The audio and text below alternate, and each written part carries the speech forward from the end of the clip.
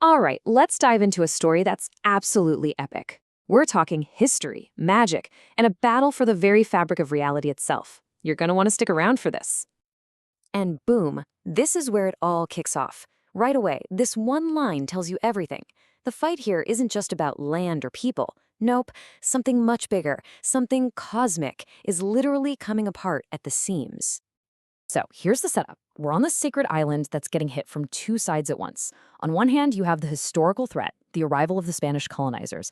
And on the other, you've got this metaphysical crisis. A full-blown dimensional collapse is on its way. Right in the middle of this chaos is one man, Behike. Now, we need to be crystal clear about who Behike is. He is not your average shaman, not even close. He's been completely transformed. See, he merged with an ancient spirit named Guamá, and in doing so, he became this incredible hybrid being who can control both water and metal. This new state of being, well, it's the key to everything that's about to happen. And here are the two sides facing off. You've got the Taino, who see themselves as guardians of cosmic balance, living in harmony with everything.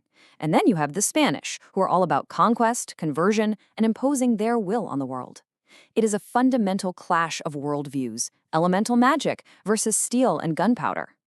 But here's the real kicker. These two threats are feeding each other. The island is already weak, covered in dimensional scars from these past cosmic events called convergences.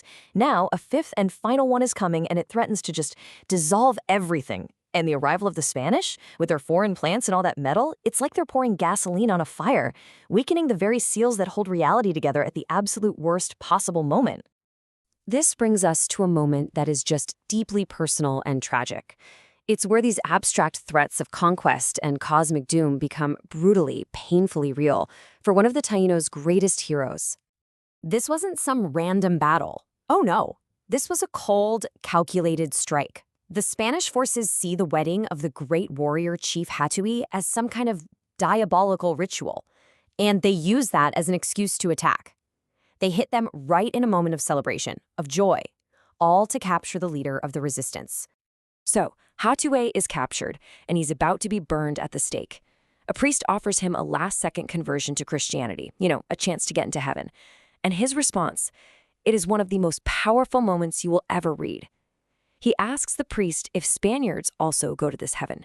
And when the priest says yes, Hatui delivers this line of pure, absolute defiance. He would rather burn for all eternity than share paradise with his oppressors. And that moment, it changes everything. Any hope for peace, any illusion of finding a middle ground, it just dies with Hatui. His sacrifice becomes the spark for a whole new kind of war. For Behike, this is the ultimate proof that fighting with spears and arrows against cannons and steel just isn't gonna cut it. The resistance has to evolve. It has to move from the physical battlefield to the mystical one. And this is where we get into the secret war, the one being fought just beneath the surface of everything we see. We're talking secret societies, ancient conspiracies, and a mystical weapon of unbelievable power. So get a load of this character, Alejandro de Sevilla. To the world, he's just a Spanish translator, but secretly, he's part of an ancient order called the Architects, who have sworn to protect reality. And he reveals this massive conspiracy. A rogue group, the Illuminados, is secretly manipulating the Spanish conquest. And their weapon of choice to tear reality apart?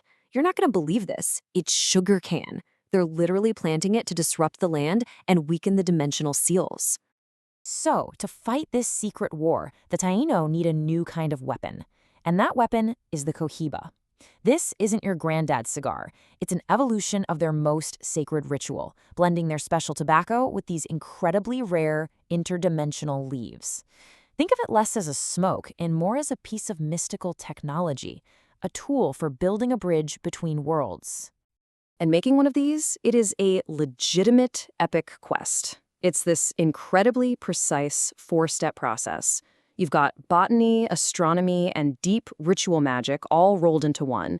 It starts with a journey to a specific valley where dimensions literally overlap, and it ends with a months-long ritual to infuse the final creation with pure, focused intention. It's the ultimate act of turning thought into a physical, reality-bending tool. Okay. So the stage is set, the ultimate weapon has been forged, and the final, world-ending convergence is here. we've reached the climax, and Behike's plan, it is just breathtakingly audacious. This isn't about building a defense, it's about total transformation. See, they realized that trying to hold back this cosmic flood, trying to just patch the holes in reality, was a losing game. They needed a much, much more radical solution. Their plan was to hijack the convergence, to take all of that chaotic, destructive energy and wield it to forge an entirely new reality from scratch, one with a new set of rules designed to protect them forever. The sheer scale of this ritual is just staggering. At the very center of it all, Behike uses the Cohiba not to close the dimensional tears, but to hold them open, to stabilize them. He and the spirit of his lost love, Atabey, basically become conductors, directing this flow of cosmic energy. And they're anchored by other shamans all across the island performing this same ritual in unison. They are not patching reality. They are rewiring it on a fundamental level, turning destructive chaos into controlled, stable gateways. So, did it work? Well, the aftermath of this ritual is nothing short of world birthing.